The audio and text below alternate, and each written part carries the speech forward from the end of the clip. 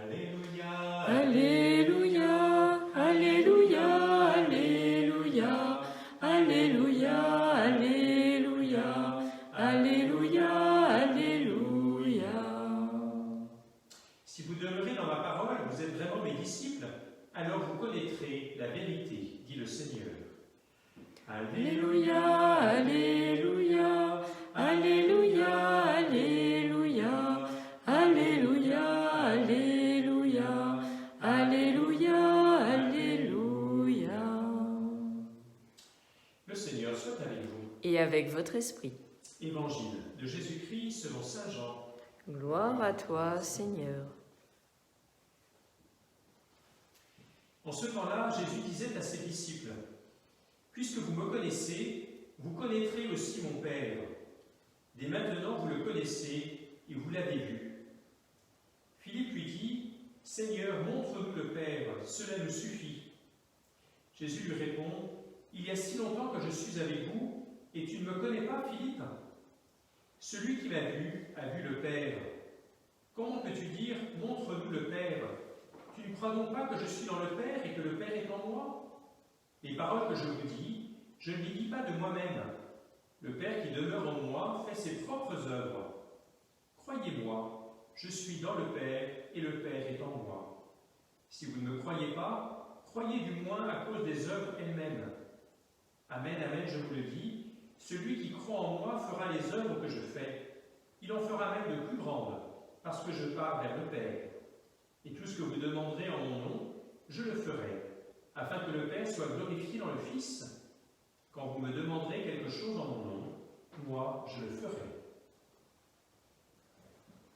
Acclamons la parole de Dieu. Louange à toi, Seigneur Jésus.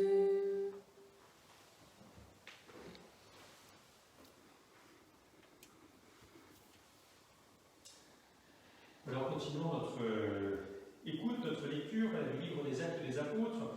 Et bien, nous voyons comment, après le discours de Paul à Antioche de Pisidie dans la synagogue, eh bien, cela ne laisse pas indifférent sa relecture de la première alliance et puis aussi de la nouveauté apportée par le Messie, par le Christ Jésus lui-même. Et donc, le sabbat suivant, voilà, probablement que les gens ont dû discuter, ont parlé, voilà, à partir de ce qu'ils avaient entendu dans cette synagogue.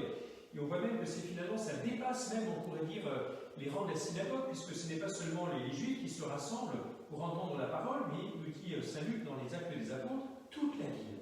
Donc, autrement dit, les Juifs, et puis aussi, et bien aussi les païens, voilà, ceux qui n'étaient pas présents, et bien au premier sabbat, voilà, où Paul a proclamé son discours. Donc, autrement dit, voilà, ça suscite de l'intérêt, ça suscite comme une effervescence, et bien la réaction des Juifs, voilà, peut-être de façon un peu rapide, voilà, c'est quand ils voient, pour une certaine manière, comme par jalousie, et bien que ce message, voilà, dans lequel ils ne se reconnaissent pas forcément, et bien touche les cœurs des païens, le cœur des nations, et bien voilà, cela vient finalement comme apporter, on pourrait dire, une opposition, une contradiction, et à ce moment-là, on va créer des fausses rumeurs, on va apporter, voilà, pour discréditer, bien, ces porteurs de la bonne nouvelle, ces porteurs de l'évangile.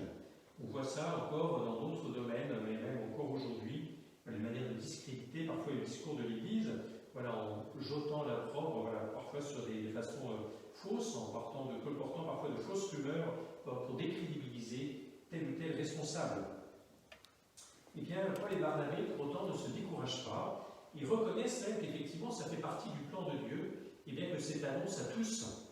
Alors peut-être que c'est aussi à nous-mêmes, voilà, de nous rappeler aussi que cette bonne nouvelle, elle est vraiment pour tous, elle n'est pas seulement pour quelques-uns, et que voilà, nous avons peut-être à retrouver cet esprit missionnaire, et que là où finalement le confinement nous a obligés à une certaine manière de forme de vivre, une forme de repliement, voilà, un peu comme les apôtres au Cénacle entre eh bien, la résurrection et puis la Pentecôte, et bien voilà, nous aurons aussi après le confinement, eh bien, à vivre aussi d'une certaine manière cette ouverture qui est à créer effectivement, sans forcément le vouloir par un premier objectif, et peut-être un esprit de contradiction, et bien accueillir aussi tous ceux et celles qui nous ont rejoints pour ces semaines, qui ont peut-être goûté, voilà, à travers telle ou telle proposition que nous avons pu faire, et bien aussi cette joie de l'évangile, cette joie de partager la parole de Dieu, cette joie de prier avec d'autres, cette joie d'être rejoints aussi à travers un temps de prière, voilà, où nous pouvions confier aussi nos difficultés, nous pouvons voilà, nous laisser rejoindre, nous laisser visiter par le Seigneur lui-même.